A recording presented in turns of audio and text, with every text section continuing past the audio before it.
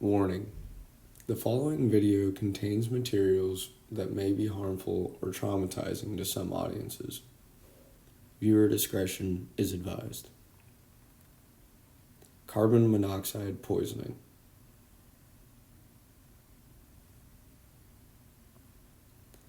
Where does carbon monoxide come from?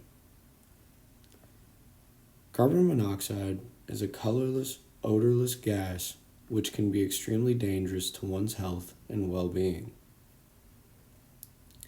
This chemical is often produced during the incomplete combustion of carbon-containing molecules, also known as organic molecules. For instance, in nature, there are plenty of cases in which fires may produce large quantities of carbon dioxide as well as carbon monoxide.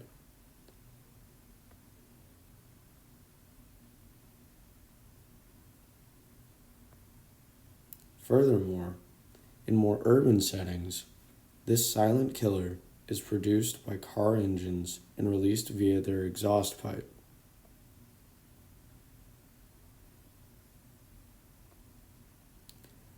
A sad reality is that many people utilize this incomplete combustion process in order to commit suicide every year.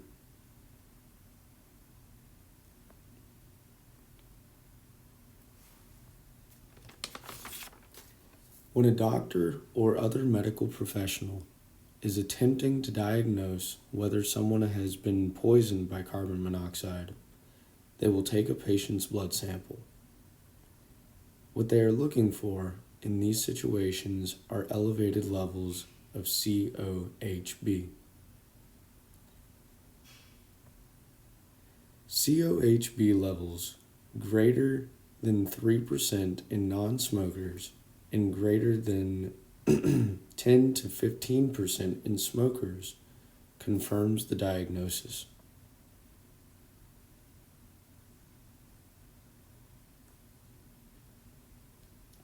For treatment, patients are immediately given pure oxygen to inhale via a mask placed over the nose and mouth.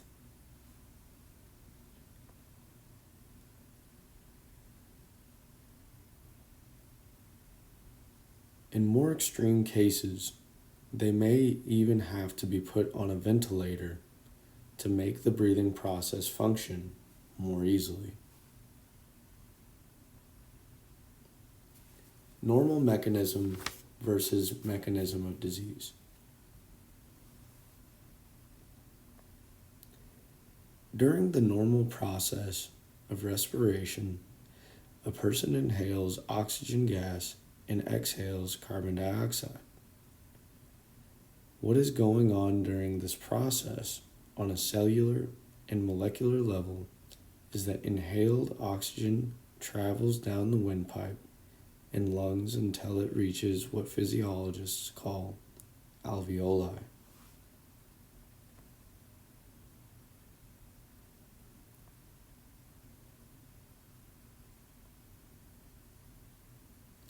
These alveoli, which are like tiny little sacs, are wrapped around with blood vessels called capillaries.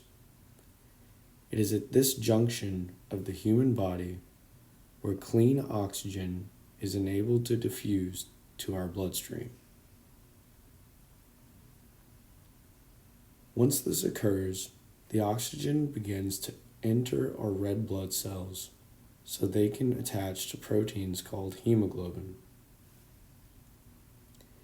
Hemoglobin is vitally important for successful respiration because it can carry 4 oxygen molecules to tissues which may be deprived of energy. As red blood cells travel to these tissues via the circulatory system, their hemoglobin proteins lose affinity for holding on to the oxygen gas molecules effectively, releasing them to the target tissues.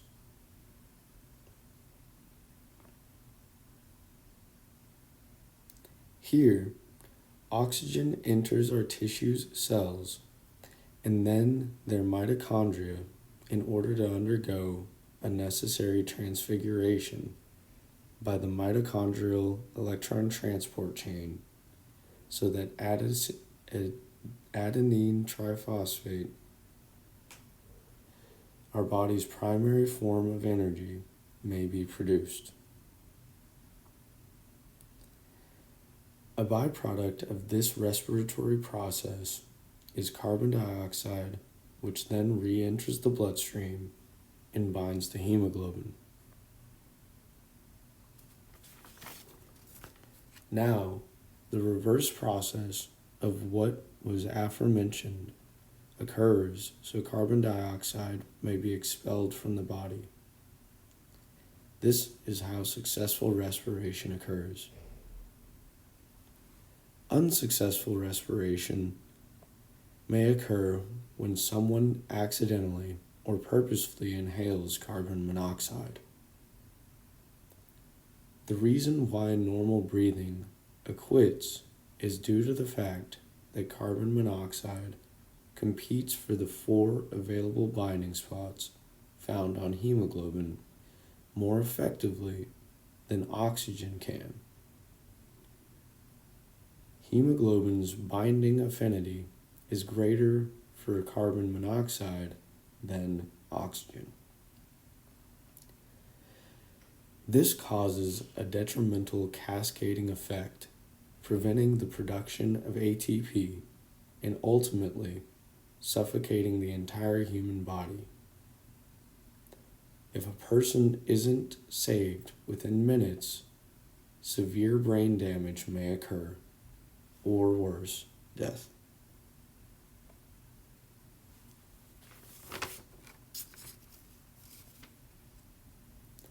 A closer look at the oxyhemoglobin dissociation curve.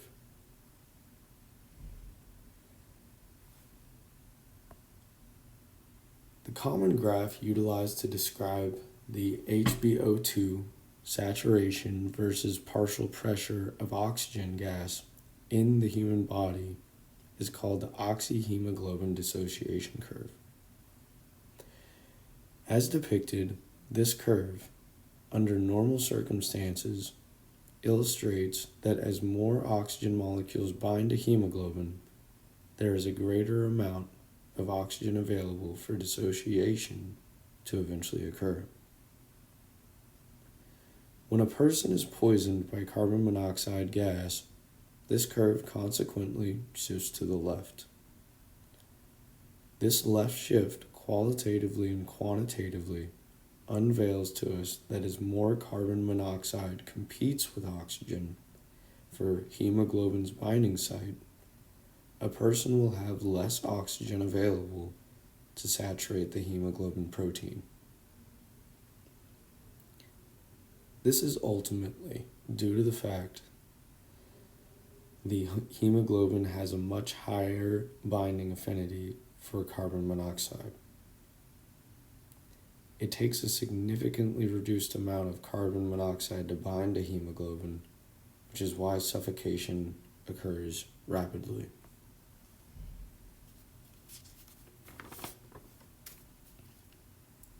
Additional causes and symptoms.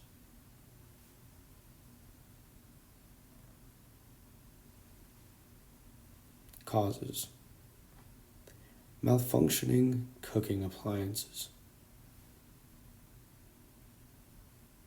tobacco smoke, a clogged chimney, auto exhaust or idling vehicles, malfunctioning water heaters, malfunctioning oil, wood, gas, or coal furnaces.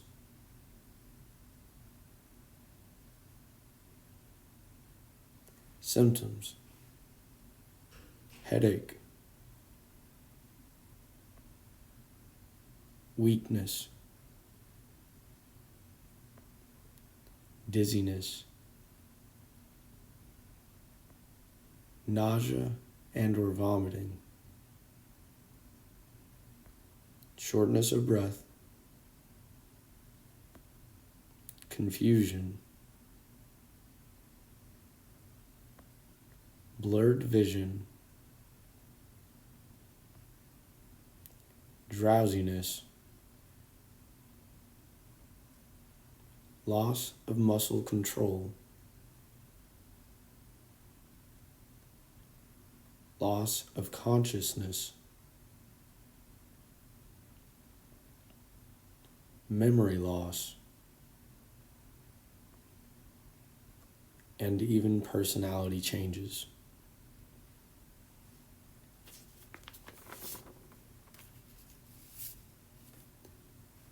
Final words.